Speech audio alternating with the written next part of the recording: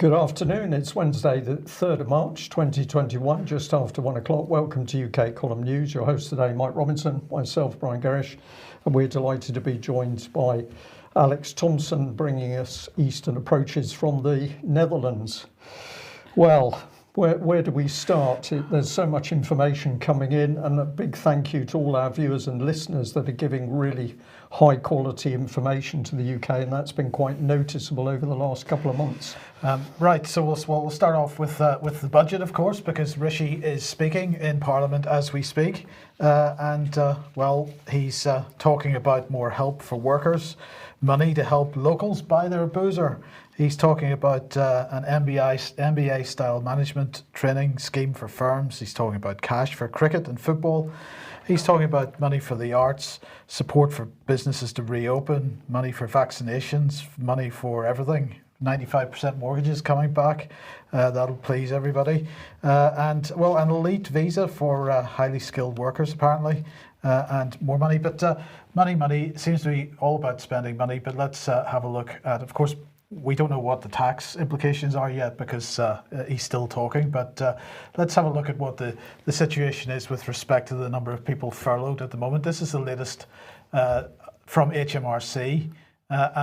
So currently the peak was somewhere around 9 million. It's currently apparently 4.7 million people on the furlough scheme. This is to be extended until September, apparently. But this is not the whole story, because others are saying that in fact this figure is more like 6 million. But if we look at it slightly differently and assume that the 4.7 million is correct, then the number that are currently receiving support are that 4.7 plus another 2.2 million that are self-employed. So that's a total of 6.9 million receiving support at the moment, and allegedly until September now. But there's another 1.7 million who didn't qualify for the self-employed support. So Alex, before we look at what the Institute for Fiscal Studies has been saying, that's pretty significant. That's not 6.9 million, that's approaching 9 million people that potentially come September. And he keeps pushing the can down the road, but at what point can he continue to do that? And at what point are they just going to go for universal basic income, which we know is a policy that's waiting in the wings? Well, certainly, Mike, UBI is something that has been pushed by some of the continental countries, more usually in the Germanic zone, often at city level. But Switzerland and Finland have seen proposals at more or less official national level. It's certainly gaining a groundswell. And if we are in the realm of 9 million people receiving effectively a life support for their livelihoods, what proportion of British breadwinners is that? I mean, the breadwinning adults in our population of probably de facto around 70 million these days because of undercounting of immigration, the breadwinners are probably not far in excess of 25 million. So we're talking potentially nearly half of the breadwinners on the income support now. Yes, that's pretty significant when we take into account, as we will in a second, the amount of money that the country owes, apparently. I'll just add, and many people in the chat box, of course, picking up on Rishi being connected into very big money through his hedge funds, and I think linked in through family connections to billionaire wealth in India. So can this man really understand the suffering of ordinary people in UK? One wonders. Not really. But let's have a look at what the Institute for Fiscal Studies has to say. Of course, this think tank gives their opinion every time there's a budget day. They said, we don't want unnecessary hardship or the loss of viable businesses in what we hope will be the last few months of the pandemic. It's also important that they don't go on for too long. If people are supported in jobs that are effectively defunct, that will slow down the adjustment and recovery to come. So there's a number of things to unpick from this. First of all, this term viable businesses and this term defunct business, jobs that are defunct, adjustment and recovery to come. So there is a hint in this one little paragraph of so much of the Great Reset policy that the World Economic Forum is pushing so hard, plus the new Green Deal. So it's all in that one little paragraph there. But let's see what Rishi had to say this morning, or what he's saying. First, we'll continue doing whatever it takes to support the British people and businesses through this moment of crisis. Really? Okay, well, the IFS went on to say, and that brings us to the deficit, the debt, and what to do about it. Once again, there have been a host of stories about possible tax rises to pay for the huge scale of borrowing we've seen this year. In fact, we don't need to start to pay down the debt accumulated this year. That burden can be shared reasonably across many generations. So their message is keep it for the children and so on, because that's their problem. Well, where does that take us then? That takes us to the levels of borrowing, £34 billion in December. That's the highest since 2009, I believe. And of course, if we look at the national debt clock, it's rapidly approaching £2.5 trillion at this stage. And Alex, as you said there, with almost half of the working age population on government support, it's going to take more than generations to pay that off because there isn't the tax revenue available to pay it back. It is unpayable, and therefore, if we're getting to a point where it is unpayable, well, we are absolutely heading towards a policy like UBI because there's no alternative. Yes, and at this point, we can invoke the wisdom of previous cycles where something similar has happened, like the late Roman Empire, debasing of the currency and increasing totalitarianism. What happens is people, often linked by some religious or philosophical worldview or political sympathies at least, decide to get together and form networks of people who will shop from each other. It's the kind of positive equivalent of the Kauf nicht bei Juden policy in the Third Reich. You know, that if those people find that they are shunned as the modern day equivalent of the Juden whom you should not buy from, well, do business with each other. And in fact, I was speaking, a private conversation, but I don't mind discussing this bit of it, to the channel owner, a very good young man called Seb, yesterday, the channel owner of Not the BBC on YouTube. People will find it easily. It's the icon of a 3x3 black and white square saying Not the BBC. And Seb, the channel owner, was picking my brains on what to do to fight what you're describing. And I said, well, historically and to this day, the first step is to set up effectively as a badge of honor directories of businesses that have been decreed unviable or climate unfriendly or whatever it may be, and start buying from each other. And in time, you'll find two economies with their own currencies. Yeah, I think the other thing we should add, of course, is that the sums of money talked about are simply created from nothing by the international banking cartel. So a lot of questions to be asked there about what this money is that the government is supposedly accepting and foisting as debt on future generations.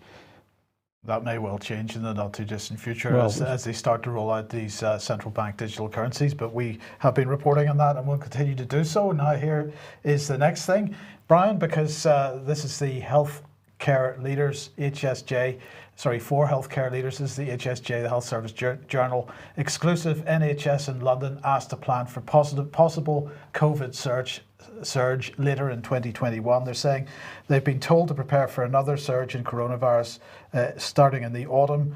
This is leaked documents apparently which the HSJ has got hold of. It's been given to NHS trusts in London but not to other parts of the country. It says the purpose of the critical care de-surge plan is to ensure that the bed base can expand safely in the event of a third COVID surge and or major incident event.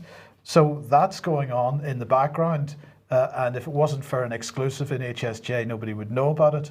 But in the meantime, the mainstream press pushing the notion that the lockdown is going to ease faster because the vaccine is such a success.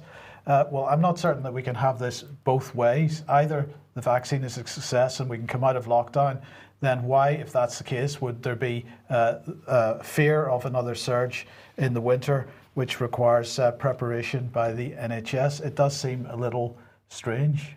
Well, unless the objective is that you want the restrictions to keep going, Mike, and then everything they do makes total sense. So indeed, I tend to go for that explanation.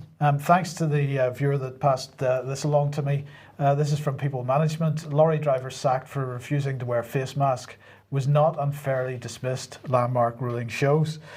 So this hearing was in the East London Hearing Centre. It involved an employee of Kent Foods Limited, and he had been delivering or had been collecting stuff from Tate and Lyle. Well, he decided he didn't want to wear a mask in the cab of his truck. But when he entered the Tate and Lyle premises, they asked him to put a mask on. He said it wasn't reasonable, that he actually didn't need to do that. There was no requirement from his employer or from the law to do so. And so he was banned from the Tate and Lyle site. He was subsequently sacked. But the judge said that it was fair because his continued insistence that he had done nothing wrong and his lack of remorse made the employer's decision to dismiss a fair and reasonable response. Tate and Lyle managers had said that with no mask on, all the droplets coming from his mouth as he spoke were going to land on people's faces due to the elevated position in his cab. So that was why they were banning him from the site. Well, Alex, I'm just interested to get your thoughts on that. Now, some people are suggesting that this isn't going to make a huge difference in terms of setting precedent or so on. But of course, this feeds into the no jab, no job narrative.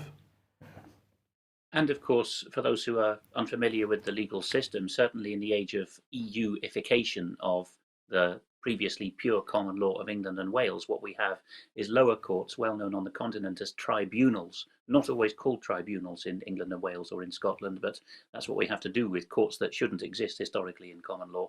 And that's the kind of level that this judgment comes out at. The same happens when justices of the peace or magistrates, and the big secret about them is that they're executive officers, they're not part of the judiciary proper.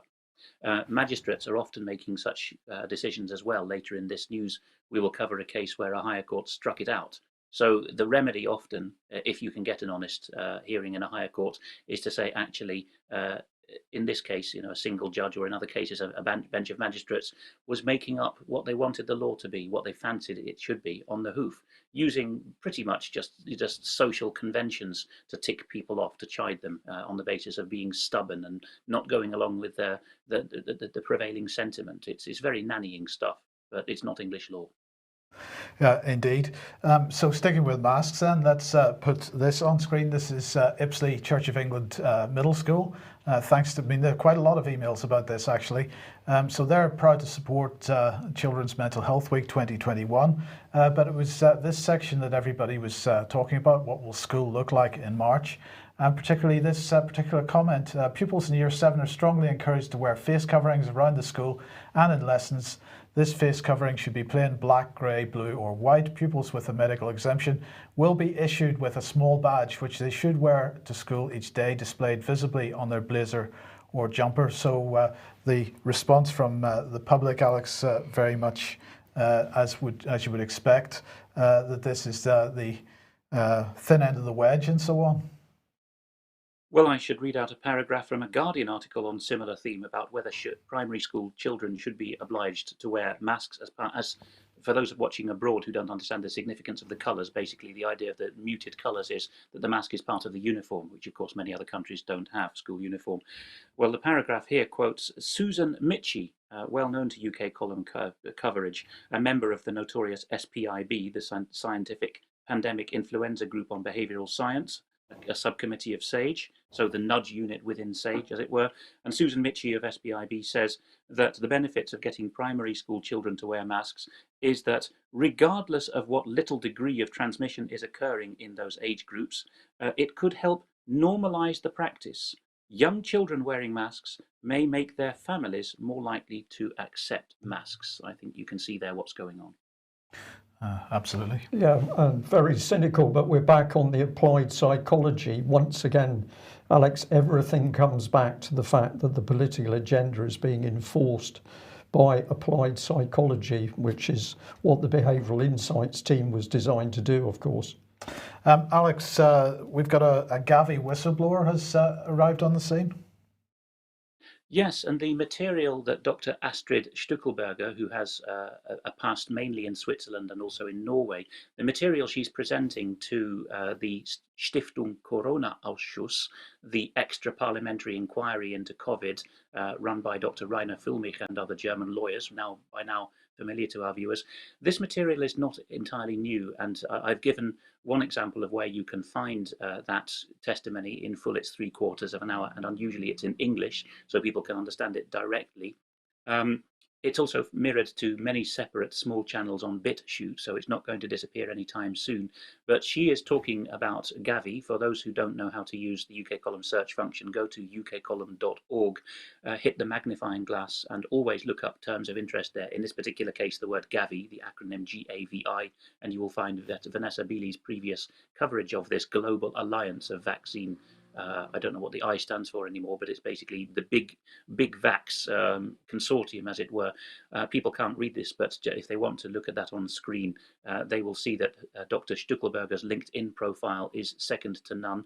She is a senior trainer and educator at world level on public health and international health, with many honours and awards and many consultancy gigs for the World Health Organization and other branches of the UN, such as the International Labour Organization and various development arms of the UN. And in the decade of the 2000s, she was happily going around the world training the UN world regions, like East Asia or the Pacific or whatever, on international health doctrines.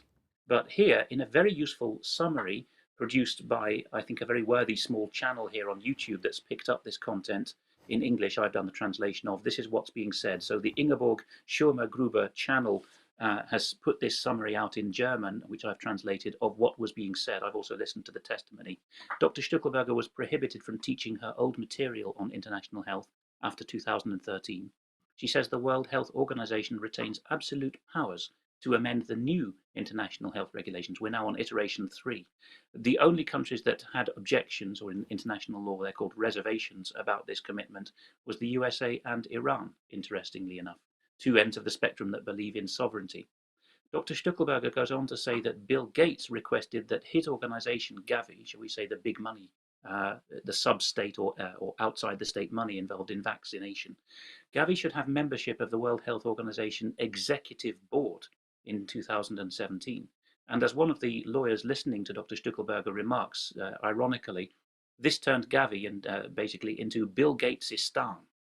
And this allowed, de facto, it never went in through the proper international law channels, but Dr. Stuckelberger says that in practice, you now have 3 parties signing WHO contracts and treaties with individual member states. And the third party is Bill Gates, who's basically given himself the equivalent of country status. What else does she say? She says that GAVI has a grade of diplomatic immunity in Switzerland, where she has spent most of her career, that is higher than most diplomatic bodies themselves. Most other bodies, the standard grade of immunity you get in international law is qualified diplomatic immunity, meaning if you murder someone, it will be lifted. GAVI has absolute diplomatic immunity for its premises and computers. And as there is some discussion in English that people can listen to in the testimony between Dr. Stuckelberger and the very well educated and well enunciated German lawyers, this puts GAVI on a par with banks such as, and they named them, the Bank for International Settlements, Switzerland based, and the Frankfurt, Germany-based European Central Bank. And the lawyers around the table say, yes, I'm aware of these unusual exceptions that mean that even if there is egregious probable cause for a warrant to go and find out where a grave crime has been committed, the banks in question, international banks, and GAVI cannot be searched. Now, the closing part of her evidence is interesting. Dr. Stuckelberger says that the World Health Organization, and again, this isn't new to people who watch channels like us, the definitions of pandemic that used to have 3 strands of definition was reduced to 1 in the H5N1 panic, the Tamiflu panic of 2009, and also covered by others, but enunciated well by Dr. Stuckelberger. Herd immunity has also been devalued in meaning.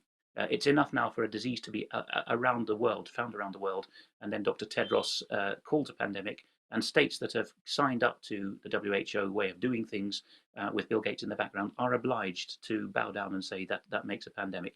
Finally, in closing, a shocker that she comes out with is that the WHO at this moment is officially, but quietly, cautioning against the use of PCR tests as indications of infection, even though it is promoting their use with much razzmatazz for COVID testing. So I don't know how much of that would strike you and Brian as new, but it's interesting that it's come out in a single testimony like this. and from clearly a very significant person. Yes, indeed, it's a grade of person that hasn't said these things before. So we can also go on to find that Dr. Filmich himself, and this is his legal practice in Germany, he's put out a German-speaking newsletter from the 17th of February giving an update.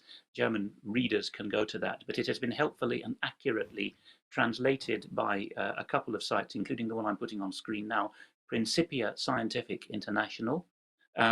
They are some kind of religious or philosophical group, but they don't seem to have put any spin on their translation. And what I've put this on screen because it highlights properly that Dr. Filmich has come out with the big one. He said a couple of weeks ago in mid-February that the lawyers working on behalf of him are looking to implement Nuremberg-style trials for all those involved in deliberate abuses of the pandemic. And in doing so, he has quoted actually Dr. Vernon Coleman of Britain. So there is cross-fertilization going on there. To round up events in the German-speaking world, I have previously mentioned the very compelling channel Planet Lockdown with very high-quality interviews. They found that they've been having YouTube strikes, so they're putting the teasers on YouTube and the main content on other platforms like Library, lbry.tv. And this one is a must for people to go and listen to. It's only 3/4 of an hour. Wolfgang Wodarg, full interview 1, Planet Lockdown, because Dr. Wodarg, who is in the same level of seniority as Dr. Filmich, really, and they're all friends at that level, is a senior ex-Bundestag member of parliament who actually got very high up in the Council of Europe. He's also voiced skepticism in the past about how the Council of Europe and the EU tackle Russia. So he's an all-round skeptic and well worth listening to. It's speaking of the Council of Europe and Russia, it's interesting that more and more Eastern European countries are turning to Russia to get vaccine. Poland has gone to China to get theirs because they, of course, hate Russia so much that they wouldn't go near it, no matter what the situation. But the EU blaming the UK for their shortage, I don't think, I'm not certain that anybody should be terribly concerned about it, but the politicians at least are, and they're blaming the UK for this because we're apparently hoarding it all. But of course, the reason that the UK has bought up so many doses is so that we can get them into Africa. It does seem so, doesn't it, Mike? And further down that Central European belt of countries, Hungary, although it's signed a contract with Russia for the Sputnik 5 vaccine and has been beating the likes of Germany and Austria with its rollout because of that, there's more trust in that vaccine, has actually seen that the Prime Minister, Viktor Orban, has taken a Chinese-made vaccine, not even the Sputnik, which has raised eyebrows. And the next country down, Romania, the Prime Minister, Ciucu there, has been forced onto the defensive to say that the European Commission, despite getting a battering from the Germans on this over Mrs. von der Leyen's policy, he said that the European Commission was absolutely right because smaller countries would not have got the vaccine otherwise. So he's actually in advance of many other countries like the Netherlands and Germany in proportion of vaccinated citizens now. So it seems that wherever there has been a fairly successful rollout where it's gone according to plan, the leaders of those countries are wheeled out to say this has been a great success. Yes. Well, here in the UK, the UK government has clearly decided that the optics of having the vaccine task force as part of the Department for Business that doesn't look so good. So they've decided to reorganise things, and the vaccine task force has now moved into the Department of Health and Social Care. Anton LaVey, otherwise known as Nadeem Zahawi, will remain in his role as Minister for Vaccines. He took that job in December, of course. He's going to stay in that role. So, as we just mentioned, they are also making the point that they have bought up so many doses so they can give those to the organisations that are rolling out vaccinations in third world countries and so on. But nonetheless, it's no longer a business proposition for the UK government. They feel that it needs to be moved into the Department for Health. Keep moving it around, keep blurring it from the general public is what I think goes on, Mike. Well, we've heard a lot of very serious things about the so-called pandemic and vaccines. Let's get on to the BBC. £5 billion worth of pure propaganda machine. First it was Shawaddy Waddy and now it is Dolly Parton. It's me. I'm finally going to get my vaccine. I'm so excited. I've been waiting a while. I'm old enough to get it, and I'm smart enough to get it. So I'm very happy that I'm going to get my Moderna shot today. And I wanted to tell everybody, I think you should get out there and do it too. I even changed one of my songs to fit the occasion. It goes, vaccine, vaccine, vaccine, vaccine. I'm begging of you, please don't hesitate. Vaccine, vaccine, vaccine, vaccine. 'Cause once you're dead, then that's a bit too late. I know I'm trying to be funny now, but I'm dead serious about the vaccine. I think we all want to get back to normal, whatever that is, and that would be a great shot in the arm, wouldn't it, if we could get back to that. But anyhow, I just wanted to encourage everybody, because the sooner we get to feeling better, the sooner we are going to get back to being normal. So I just want to say to all of you cowards out there, don't be such a chicken squat. Get out there and get shot. Well, there we are. I could tell by the expressions on a few faces around me here in the studio that people were reacting to that utterly appalling piece by Dolly Parton. Many people laugh at this. They regard it as a joke. They regard it as the BBC being silly. But of course, what the BBC is doing is trying to sway people of a certain era who can remember Dolly Parton's singing efforts to take her advice to take the vaccine. So this is very dangerous manipulation of the public mind on the back of a £5 billion propaganda machine. But I just wanted to make sure that people understood what she had to say. So let's dissect what came out in that short piece. Well, of course, it's all about her. Whoa, hey, it's me. She's very excited to get her vaccine. She's been waiting a while. She's old enough to get it, certainly is.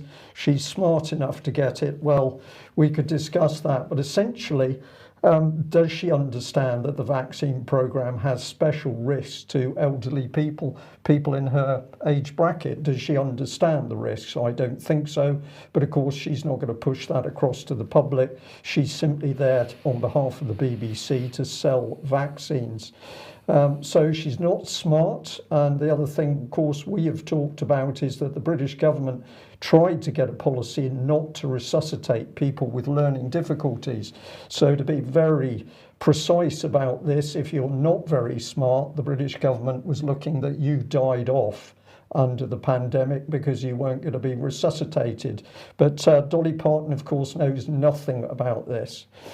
She says she's going to get her Moderna shot today, and she's going to tell everybody that we should get that shot as well. Well, the first thing to say is, what does Dolly Parton know about vaccines, and why should we pay attention to her? Well, of course, we shouldn't. Then the little song came out, and I find it very interesting. She says, because once you're dead, that's a bit too late. And she emphasised the word dead, and then she chuckles. So this is all a bit of a joke to her. So she's pushing out the fear of death. That's what this clip is about. And she clearly finds what she's doing amusing. So I think this is pretty sickening. She says she's dead serious. That word was emphasised. If you listen to the clip again, she's dead serious about the vaccine. And we all want to get back to normal, whatever that is.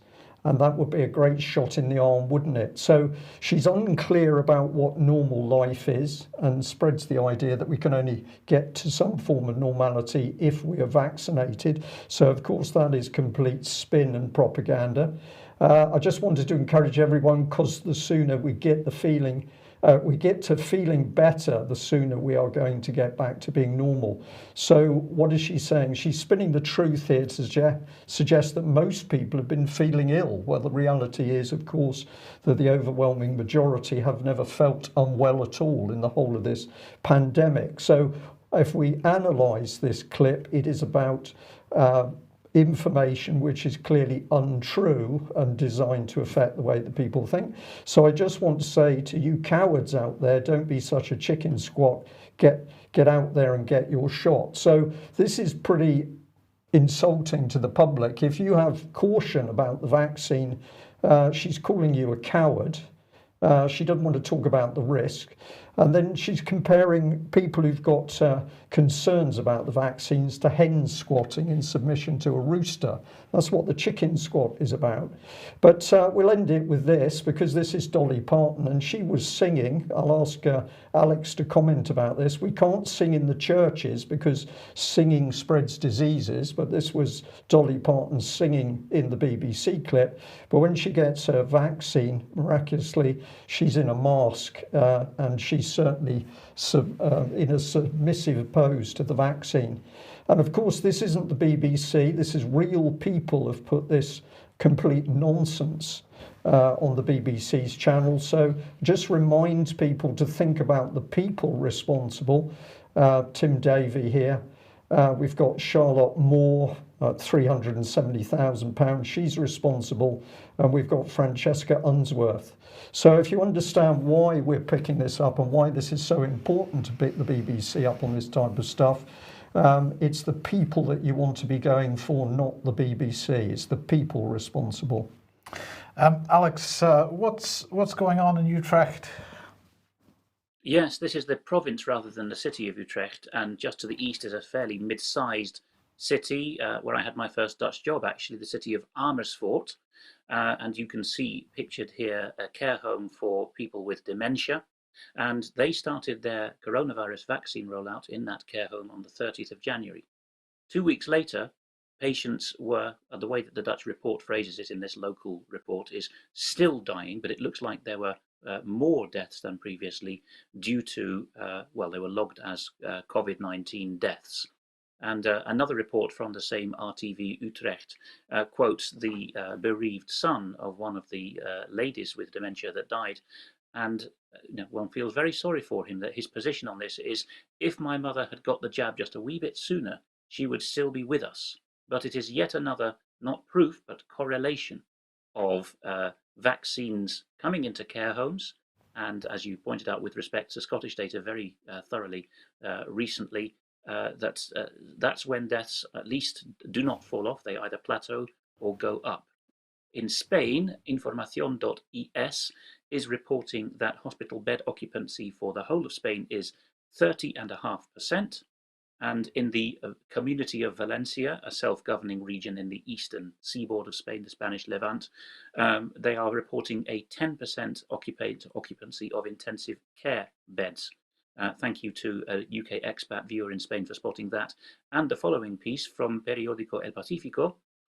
The gentleman in charge of health emergency responses in the dedicated centre in Spain for that purpose, Fernando Simón, has given a press conference reported here, frankly admitting that deaths logged as COVID-19 in Spain cover a multitude of actual pathologies, and, quote, we do not actually know and have no way of telling which of these deaths were with COVID-19 and which were from. And of course, the El Pacifico report editorializes that and says, so actually, all these effects or decisions which have promoted death from other physical and mental causes are culpable. But that's editorializing on top. And before we leave Dolly Parton entirely, I'd point out that she was speaking in front of a backdrop of Vanderbilt Health.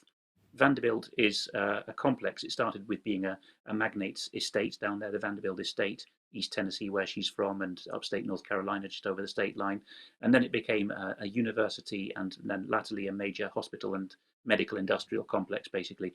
Without meaning to pun, it's a foreign body down there. Those people down in East Tennessee, and she's built her whole career on that, are sort of, reliable down-home types with a strong faith in providence and in taking care of their own health.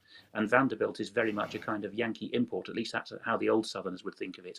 And there she is, preening on behalf of, shall we say, the local face of international medical industrial complex. Not at all what old-fashioned Tennesseans would do. So it rather gives the lie to her whole career-long image. And we should probably say the article said she'd put in $1 million to help the vaccine be given. I'm not sure whether that was to a pharmaceutical company or one of the organisations you're talking about, but she's got that sort of money to give away, $1 million. Last week we were talking about the potential legal or the potential criminalisation of anybody that was questioning anything to do with the official narrative over COVID. And well, the British Medical Journal, I think this is from the mid-January or sorry, mid-February, had this headline: "Should spreading anti-vaccine misinformation be criminalised?" And they sort of do a joint article here with someone who is proposing this idea and someone who's opposing it. But nonetheless, this is another mainstream outlet pushing the idea that misinformation, so-called misinformation, should be criminalised. So I just wanted to highlight, because the timing's quite interesting, this article that we published just late last night called "Hate Creep" by Ian Davis on the UK Column website. He begins by talking about Bellingcat openly advocating for censorship of the internet. Bellingcat not actually calling for criminalisation of these narratives, but as we were reporting last week, some people are. And this idea of hateful extremism being linked to so-called far-right extremism, which is all quite interesting, Alex, because the news today is that a COVID test centre in the Netherlands has been blown up. Police suspect a pipe bomb. So here we have another mainstream headline reinforcing this notion that anybody that's questioning the government narrative on this stuff would be viewed as not only a right-wing extremist, but increasingly a terrorist. Yes, and the Dutch are blessedly spared from this, through the waves of terrorism that hit most Western European countries for various reasons through the 70s, 80s, 90s. The Dutch were spared. They haven't had a successful or lethal incidents of confirmed Islamist terrorism. There have been occasional horrors like tram shootings, but they have been blamed on individual mental disturbances. But the idea that a pipe bomb should hit a small Dutch town, Boven-Karspel, just down the road actually from the naval base where Brian used to serve, very quiet flower growing area in the top of North Holland, that's really unprecedented to the Dutch. The Minister of Health, Hugo de Jonge, previously responsible for rolling out the Scottish named person policy in the Netherlands, has said he had a very interesting choice of words this morning. He said those who attacked this test centre was krankzinnig, which is out of their mind or psychologically disturbed. So it isn't actually the first time that a COVID test centre has been attacked. In the very Christian town of Urk, which was a former isolated island now connected to the mainland, there was a setting on fire of a test centre recently. So we at some point along the line, it becomes less credible that these are genuine, spontaneous acts of rage. I don't think that most people in a small Dutch town would know how to even go about finding how to make a pipe bomb. It's not that they're incapable, it's just that this is a much more peaceful society than most of Western Europe, and it stretches credulity just that bit more, that this was a genuine right-wing extremist or whatever the doctrine is now. Yes, indeed. But I think this, Alex, is just to make the general point, this is a pretty dangerous direction that society seems to be heading in. The suggestion that anybody that criticises anything or comments on it or questions it even is going to be labelled in this way, and it's not only demonisation now, but potentially criminalisation. Yes, because the objectors so far have been anthroposophists, so they've had a long-term objection to vaccines, conservative Protestants, and New Age health types, basically a coalition of these people, very much like Germany. And now we see them being picked off one by one, and you almost argue that there's a geographical aspect to where the test centres are going up in smoke. Or at least that attempts are made to that end, that each of these groups which are strong in a particular geographical area are going to be blamed and sidelined together or worse. Yes. Okay, well, let's come back to the UK then. And what's the CPS up to with respect to coronavirus cases in the courts? This is the state de facto monopoly prosecutor for England and Wales, the Crown Prosecution Service, which has only existed since the 1980s. It doesn't have the total monopoly of Scotland's Crown Office that's relevant to the Sturgeon and Salmond affair, but de facto it does. And they have published, and it's been picked up by several legal practices and mainstream publications actually, the month of January figures for prosecutions under the Coronavirus Act, the notoriously tyrannical and hastily drafted and wide-ranging regulations of last year that were put into statute. Let's see what happens to the 14 cases that the Crown Prosecution Service attempted to prosecute for breaches of the Coronavirus Act during the month of January for England and Wales. Of the 14, we have 10 withdrawn, 3 returns to court, 1 administration finalised, 0 found not guilty, and 0 found guilty. Why? Because none of them made it to court. They all got thrown out. 100% of the England and Wales cases brought under the Coronavirus Act in January were found to be unlawfully brought. Okay, and so, well, Gazette here, the Law Gazette, sorry, saying civil liberties groups need to, are encouraging the government to replace this dangerous Coronavirus Act. Yes, the Law Society Gazette, so the publication of the England and Wales Lawyers Professional Association, effectively, notes that Liberty, which has become less reliable in recent years, but used to be a good old-fashioned campaigner called the National Council on Civil Liberties, is actually doing what lobby groups often do these days and drafting an alternative bill, if only to shame Parliament and the government for having passed the 80-page draconian act that it actually did. The one that Liberty has come up with would, for those who believe in the dangers of coronavirus in the mainstream way, would allay those concerns about interactions in society without the heavy-handedness. And one legal practice, Garden Court Chambers, has noted that in South Wales, an administrative court, in yet another of these continental-style lower courts that are coming in, has done the right thing for once, which is rarer at lower court level, and it has overturned a conviction for refusing to provide a name and address in relation to a suspected breach of the coronavirus regulations. Viewers will recall that a year ago, Wales had more stringent and also equally non-statutory based coronavirus regulations than the other UK nations. And in April last year, a gentleman, well, there's the write-up you can put on screen while we talk, a gentleman named Mr. Neal, with an E on the end, N-E-A-L-E, was having a friend's car tested at a garage, what we call an MOT in Britain, the roadworthiness test, and was approached by a non-sworn assistant, sort of pseudo-police person called a PCSO these days, and the police community support officer said, "Why are you out here? Give me your name and address so that my constable senior colleague can issue you with a non-fine, known as a fixed penalty notice, an FPN." And Mr. Neal said, "There's no reason for me to give you my name and address." This was in the South East Wales city of Newport. This was actually taken to court, and the finding was that it was wrong of the magistrates who heard the case first to think that this was an exception to the valid case law of 1966. Now, that case law is absolutely crucial if people want to remember it and quote it calmly and respectfully to police officers, police constables, I should say, if they are questioned as to who they are and what their business is. I know from very senior or very experienced UK column researchers that this does work if you are calm and respectful about it. The thing to quote is Rice versus Connolly, 1966. That was the case, Rice versus Connolly, 1966, which the administrative court in South Wales has now found does apply in this case as well, despite what the magistrates thought about there being compelling new reasons to force people to speak. They still don't have reasons to be forced to speak. There is a very important right to silence in common law, and in the jurisdiction of England and Wales, the prevailing case law, despite coronavirus regulations, remains Rice versus Connolly, 1966. There is no reason for a policeman or woman to expect you to give your name or address or interact with them verbally in any other way, unless they have a suspicion of an offence.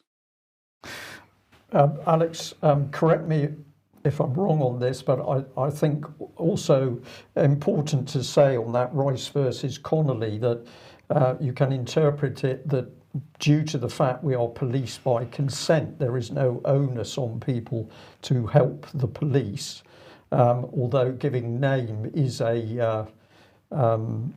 giving name, if there's reason for that, is part of that. But this is to do with policing by consent. It absolutely is, because in most countries of the world with civil law ideas, the police uniform is the state, and the state says, "Who are you?" and you must obey the order. In the common law tradition, to this day, at least the theory of it, and the higher courts will sometimes maintain it, as in this case, is that A policeman, despite the uniform, is simply you or me performing the common law duties of any citizen, but paid to do it full time. And on that basis, if I was to bump into a random man or woman in civilian clothing and with no weaponry on them, who said, "What is your business here and who are you?" I would be within my rights to tell them to go and do one in any whatever range of civility I wanted. And this applies to the police as well. That's the substance of Rice versus Connolly. Yeah, excellent. Thank you. Well, we've got another video clip here of a gentleman speaking on behalf of NHS England, Vinda Walker. And I want to say thank you to the Black and Asian community, because clearly they are extremely concerned about the drive for vaccines, and many of them are challenging the government policy on this. And one particular gentleman pointed us at this clip in order that we could hear exactly what was being said effectively about vaccine trials. So, short clip, please listen carefully to what this gentleman says. Thank you. So the first thing I'd say, and you can tell this from the pictures that we've seen on our television screens and in our newspapers from vaccine centres today, there is a huge amount of acceptance of the vaccine from people that are being offered it. And of course, our focus at the moment, up until February the 15th, is to make sure that the vaccine is offered to people who are in the most at-risk groups. So there's a real sense of positivity in the vaccine centres and a real sense of excitement. I had somebody that I saw having their vaccine the other day, and they said to me afterwards, they said, "Thank you, doctor, you're going to give me my life back." So there's real sense of hope. Now, of course, we do have communities who do have entirely legitimate and understandable concerns about the vaccine. So we do know, for example, that in some of our Asian communities, in some of our Black communities, there are long-standing concerns that actually go back generations because of the history, in the way that people were brought up by their grandparents, who were told by their grandparents that experiments were done in the early part of the last century, that unethical experiments were done, way back in the 60s. I am convinced as a doctor, having looked at all of the research, looked at the processes that we have through the Medicines Health Regulatory Authority, this is a safe and effective vaccine. The things that happened historically in the past have not happened now. We have good research evidence, and I would urge people who are offered the vaccine to come together. We are here, and we will be absolutely tireless in working with our communities, working with those who've got concerns, working with faith leaders, community leaders, colleagues in local government, to make sure that we will answer any question that anybody has and any concern that anybody has, to encourage people to come forward and take up their appointment. Ben, thank you for that. I was just going to say that's a really fascinating admission. I know you're going to come on to that in a second, but just going to make the point, Brian, that every time there's been commentary in the media about so-called hesitancy in the Black and ethnic minority, this has just been put out as a statement of fact. There's hesitancy there, and no explanation for why that is. Are we starting to get a clue? Well, I think this was a very significant admission, and this is why it's been picked up in the Black and Asian communities. We're going to have a little look at this gentleman and who he actually is, but then let's look at the substance of what he's talking about, which is those unethical experiments, which he says he's looked at all the evidence and there's no problem, Mike. There's nothing to worry about. So let's just have a look. Here he is. The first place I found him was on Celeb Pie, so I suppose that he's done extremely well. Here he is, Dr. Vin Dewaka, NHS England. You can go to that site to find out a little bit about him, but I was just fascinated that when you went looking for this spokesman, you found a Celeb Pie celebrity. LinkedIn was much more interesting because we got the Regional Medical Director of NHS England and NHS Improvement, and then we start to find out about him. He's worked in Children's Hospital, Birmingham, Great Ormond Street Hospital for Children. And then it's leadership roles. Everything is leadership. Apparently a system leader and advocate for patients at local, regional and national level. Very quickly, Alex, because I'm keeping an eye on the time here, but I always find it interesting when somebody's acting as a system leader and an advocate. This doesn't seem to be about treating people who are ill and need medical assistance.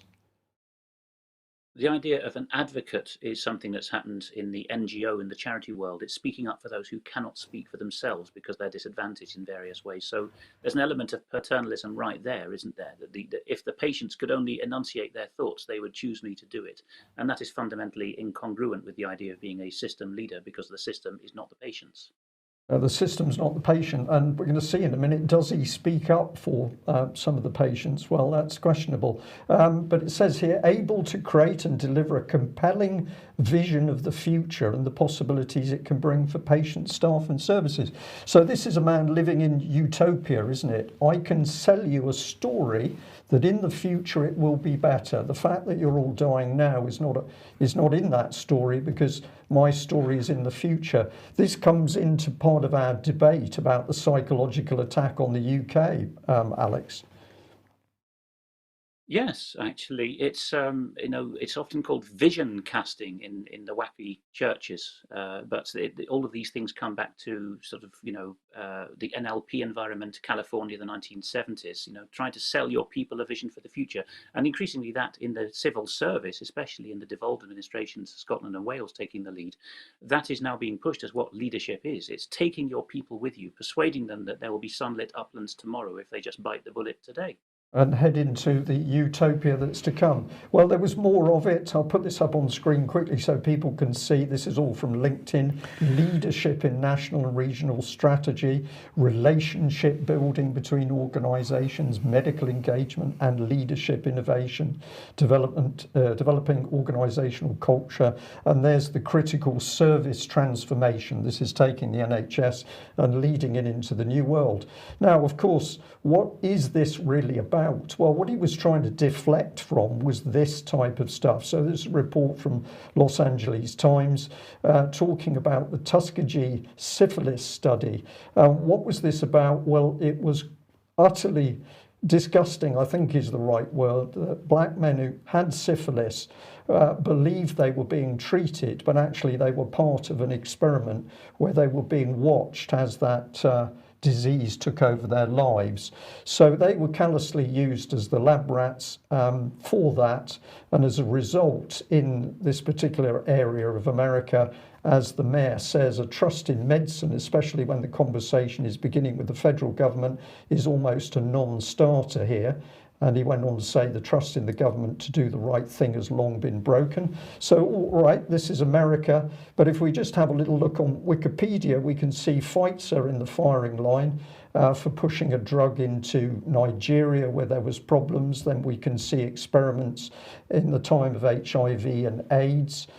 We can see some really, really nasty stuff in South Africa to do with forced sexual reassignment, forced contraception, sterilisation experiments. But we're led to believe that our doctor has looked into all this stuff, and he's quite happy that it isn't happening now. This is the BBC attempting to deflect reasonable questioning of the vaccine. So COVID vaccines, misleading claims targeting ethnic minorities, says that there is of course no evidence of any unethical practice in any of the vaccine trials.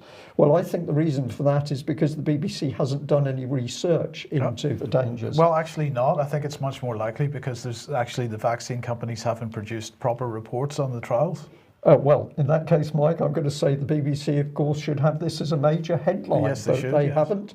But the BBC says the teams behind the research say they've ensured a diverse range of trial participants. To take the example of Pfizer trial in the US, 10% were black, 13% Hispanic, 6% Asian, 1.3%. So what is the BBC doing without any proper investigative journalism? It simply defends the vaccine companies. And this is their spokesman, a Dr. Winston Morgan from the University of East London. He says, while it's important to acknowledge unethical experiments on black people to ensure those in powers don't let it happen again, using these examples to deter people from taking the coronavirus vaccine is exploitative. I rather felt that this gentleman was letting down the black community, because surely he should be saying, to ensure it doesn't happen again, we need to be rigorous in questioning what's happening with the vaccine trials. But he doesn't do that. He goes on to say trying to compare what happened then to what's happening now is wrong. And I would say the exact opposite. We need absolutely to question what's happening now as a result of that. And what has been going on, well, even the BBC was forced to put up this report where 2 French doctors were accused of racism after suggesting that trials should be pushed into Africa. If I can be provocative, shouldn't we be doing this study in Africa where there are no masks, no treatment, no resuscitation? Now, there was a statement that this had been taken out of context, but we can see over many years a very evident keenness to do medical experiments in Africa, where, of course, the average person, we could say, is more naive than they might be in the Western world. But the BBC reports the damage. So this is a trial where this gentleman, Rob Oldfield, was being given TGN 1412. This was manipulating the immune system. And essentially, Rob himself and another 5 men ended up in intensive care for a week, and they had to spend 3 weeks in hospital as a result of a drug trial by a German company. And thank you on Monday, Mike, because you put up the fact that this very brave gentleman, Derek Bye, had died. Derek campaigning for over 40 years for the truth to come out of his daughter, Helena Bye.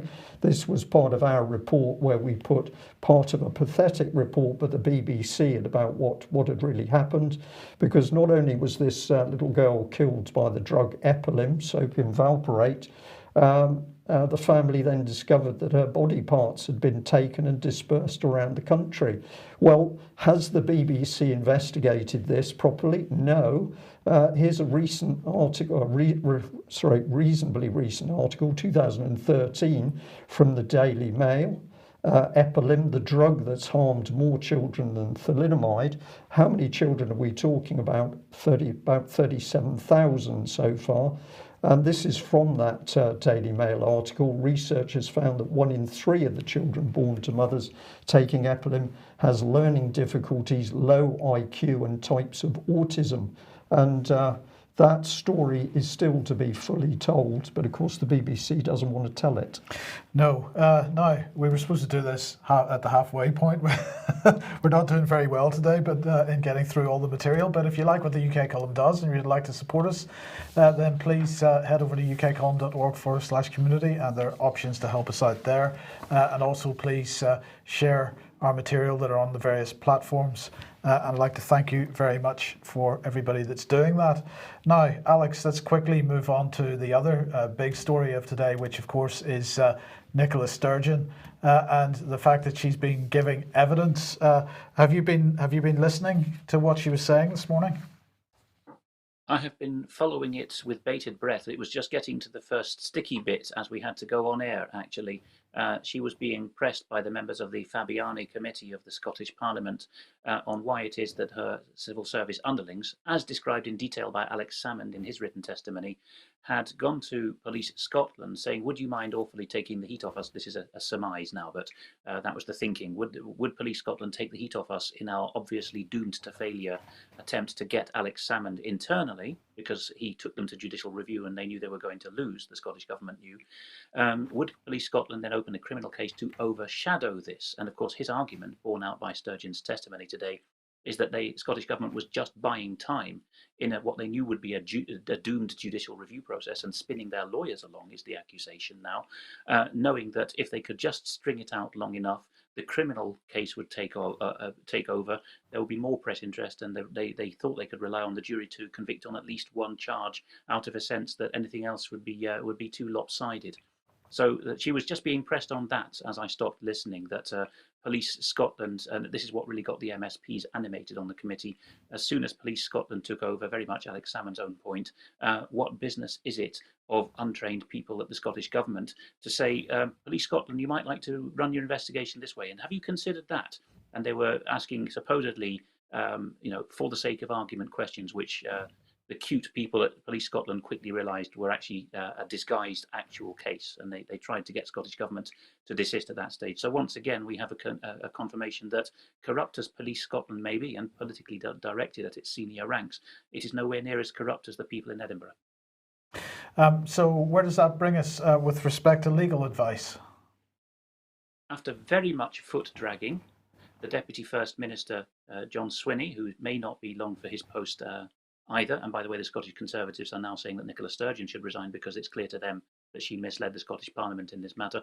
Swinney did finally agree exceptionally to release on the page I'm showing here the legal advice given to the Scottish Government before the criminal case, when they were trying to drag out their contesting of Mr. Salmond trying to clear his name in a judicial review first, which he did.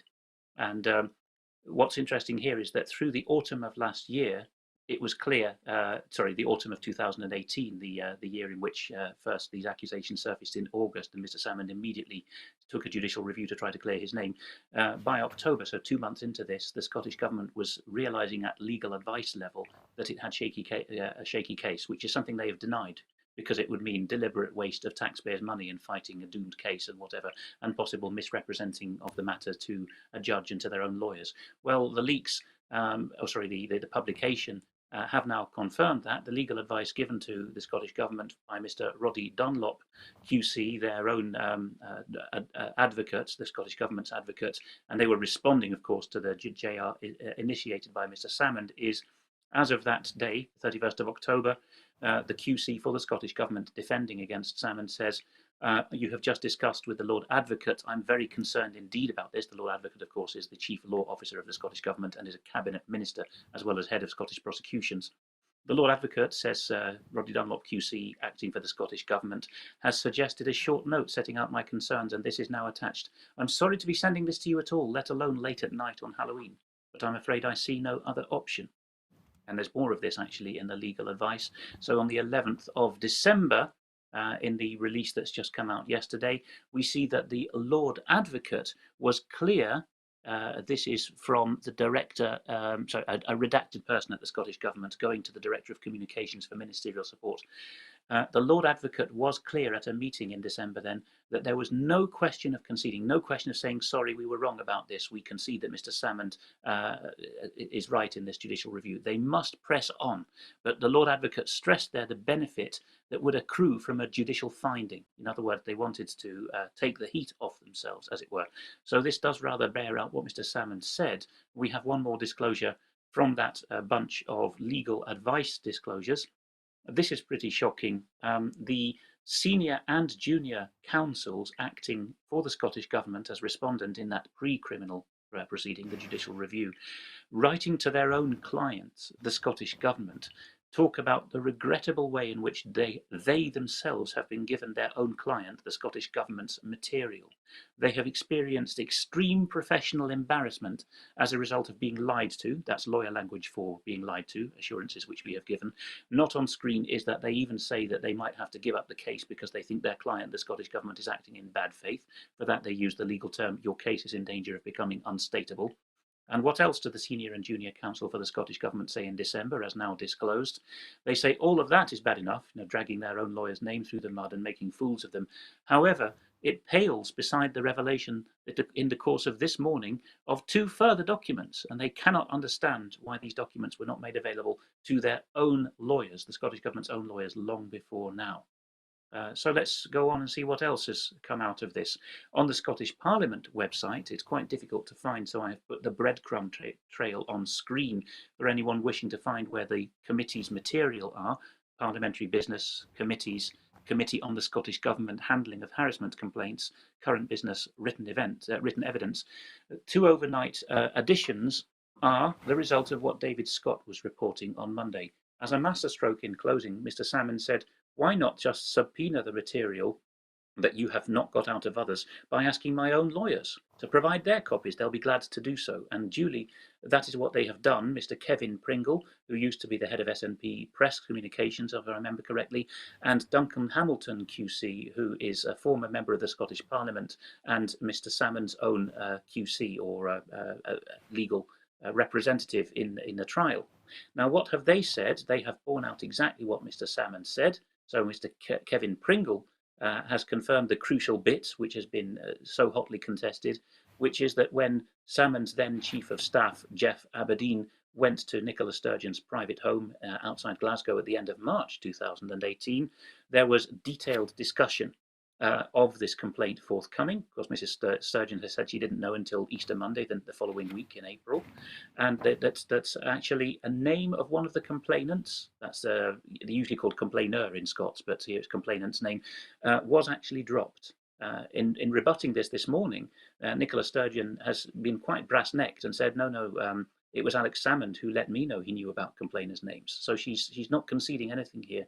And also Duncan Hamilton, Salmond's actual lawyer, has said in the other released material that he can confirm he was told the name of a complainant by Mr. Aberdeen. In other words, Nicola Sturgeon actually seems to have, the implication is, seems to have said, don't you know that so-and-so is about to complain about you? A very serious breach for anyone, let alone a head of a government and a political party. And he also goes on to say that Mr. Salmond is correct, that all of this was known on the 29th of March, before the date when Mrs. Sturgeon has sworn blind to Parliament. She first knew about the accusations against Mr. Salmond. This is the basis on which the Scottish opposition is now calling for Nicola Sturgeon to resign. But in all of this double-hatted figure, the Lord Advocate, who is the head of not the judiciary, but of the prosecution by the government, and also a cabinet minister and a party member of Mrs. Sturgeon's party, this is where it becomes untenable. Fraser Nelson of The Spectator reports that the Lord Advocate, during his appearance before this parliamentary committee, was saying, "Watch it, Sonny," basically, when he was being questioned.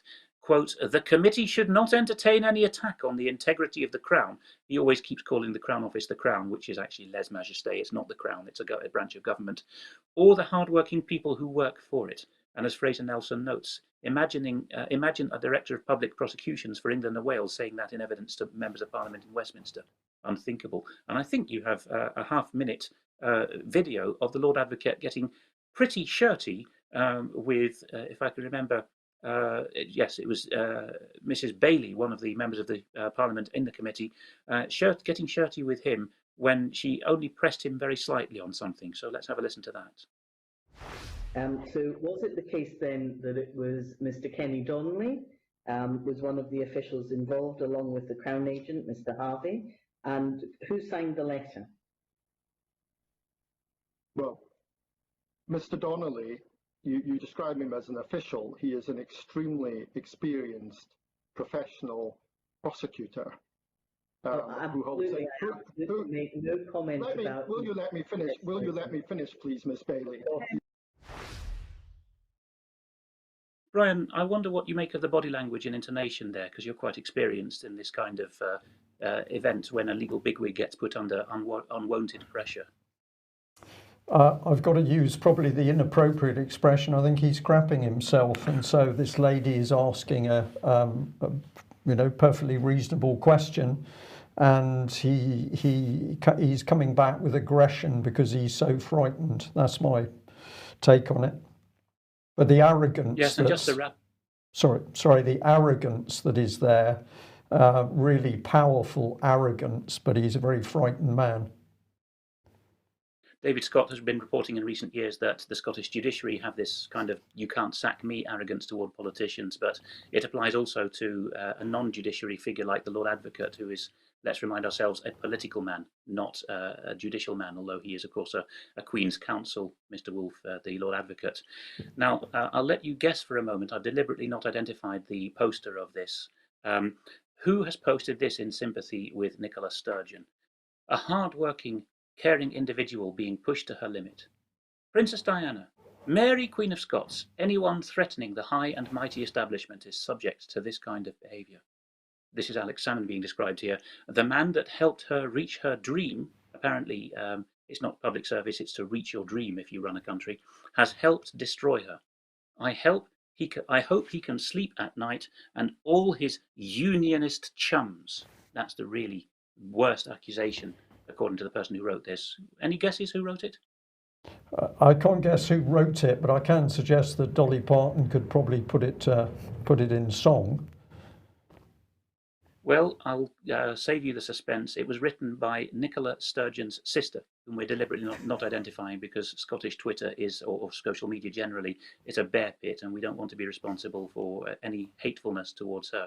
But it shows the kind of la-la land in which Nicola Sturgeon and her woke supporters live. And she's been saying several times in her evidence this morning that it was all about a response to the Me Too phenomenon, and she'll never be apologetic for being a campaigning feminist. Very much like her mini-me, Leslie Evans, who, for how much longer, question mark, is head of the Scottish Civil Service, because I've been putting up some material on my own playlist on my Eastern Approaches channel on YouTube.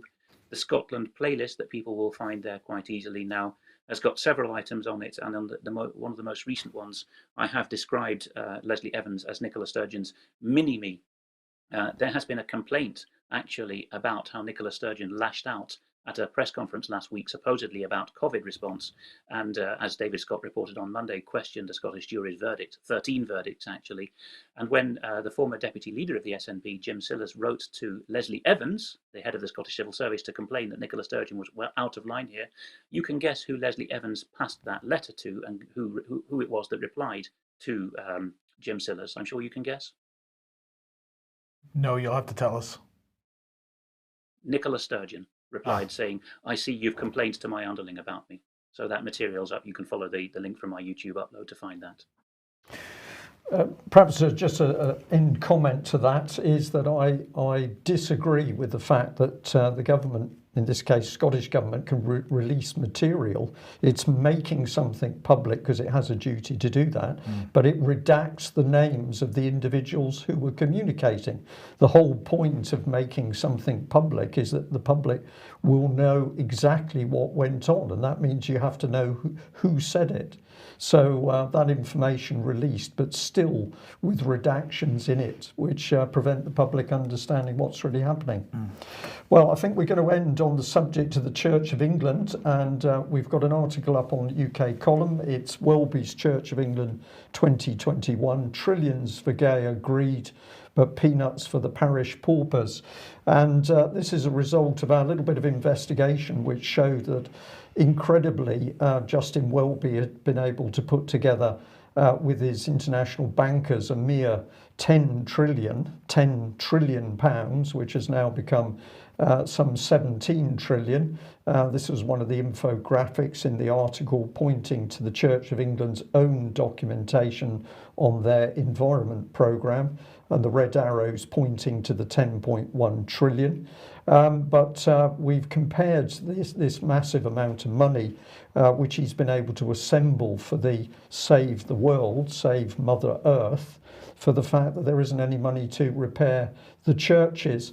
And in a section you have been pretty detailed about what's been happening with money and why it hasn't been getting to the churches to repair roofs. And you start off here, Alex, with disenchantment. We're not alone in losing faith in the current duo of archbishops who oversee the Church of England's diocese.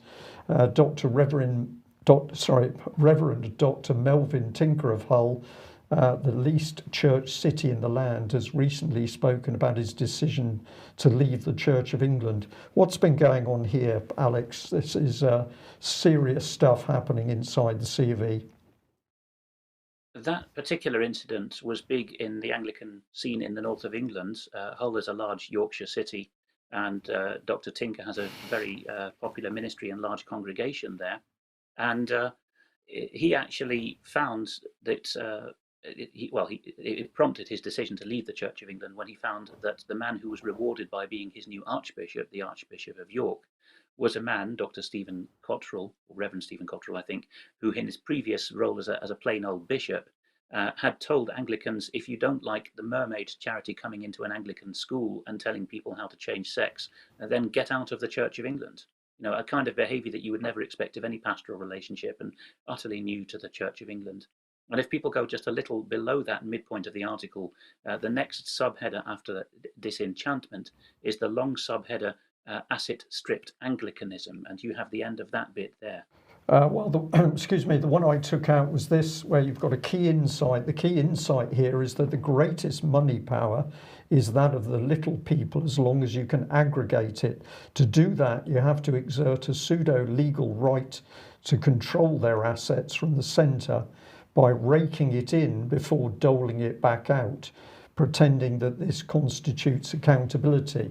So you're describing here how the Church of England is dealing with money. Yes, and it's the key insight is that the chaps like, Welby himself, who's got a background in the city, I'm not suggesting impropriety on his part, but chaps with a background in the city of the kind that Mike often reports on when they are privatising the estate of the publicly owned Ministry of Defence land, for example, or doing various similar things to the National Health Service and utilities like the railways, they will often use the same techniques as this, and parishes, usually run in Anglicanism by a PCC, a parish church council, are often at a loss as to know what is going on. And if they're told, well, you really should send us the money that you have locally, and then we'll send you back what we think you're due. Many people in the last generation or two have been like sheep to the slaughter there, or at least sheep to the shearing, should I say, and haven't said, no, actually, we have an independent right to exist at law in theology and in church tradition and in canon law, independent of the diocese. But that mistake has been increasingly committed, and I think you had something more particular to say about an individual Anglican churchgoer worried about the state of her roof, which I address at the end of the article. Well, this is a paragraph that I thought was particularly pertinent. In such circumstances, those wishing to asset strip the church need only bring about a situation where the centre controls the assets, de facto at least as much as possible at law also, but where the congregations hold the liabilities, their obligations to pay their contributions to central church coffers known as the parish share. Once the locals' money has been through the till centrally, you have converted it into a control mechanism. This is not the historic canon law position of who owns congregations' funds. The centre was always meant to be there for administration as a service, not for collection demanded with menaces. And yes, in the last few days, I've had an individual talking to me about a church that needs a lot of repairs to the roof, but there is no money to do this, and essentially the church congregation has been brushed away by the central Church of England administration. But as much money as is necessary for Gaia. So the question then is, the church can't be a Christian church anymore? Well, we end our article by asking some questions about that. So we're going to encourage people to read the article. And of course, if you've got connections with the Church of England, please share it. Alex. Very quickly, Alex, because we're right out of time. Yes, practical advice for anyone, and I know there's many viewers who find this in their local parish if they're Anglican churchgoers. If you want to tackle this, the one thing you do is, if you're on the PCC, you ask it yourself, or you get someone on the PCC to ask it for you. Can we have adjusted accounts? We will not accept a single balance sheet. We demand balances with adjusted accounts where the end of year balance from one year is tied into the opening balance for the next. The other thing you do is make sure that any funds that the parish administers are not being sent to the centre, and you insist that whatever the fund is called, English trust law should operate, and get legal advice to that effect. Finally, regarding the Charity Commission for England and Wales, which seems to have the position mosques are always suspicious and the CofE is always legit, you can put pressure on the Charity Commission by asking them in numbers why it is that they still allow this unique loophole to the Church of England to audit its own accounts, which we're told now is a terrorist level threat if a mosque does it. Right. Well, a lot more to be said on that. Thank you very much, Alex. Incredible times. I'd like to just end by saying that funeral that I attended on sorry, I'm losing track of my days. Monday now. Thank you, Mike. For Derek Bye. Joan Bye's asked that people who wanted to make a donation, a charitable donation or a donation in our case, would that the money should come to the UK column, and I thought that was a very generous request by Joan By, which I wanted to recognise publicly. Very sad, a lot more to say on that particular case. Thanks for joining us today. We'll continue to report what's happening in UK and beyond. We'll be back in 10 minutes if you're on the UK Column website. Where there's a chunk of the news still to come, I think. Indeed. All right, join us then. Bye-bye. Bye.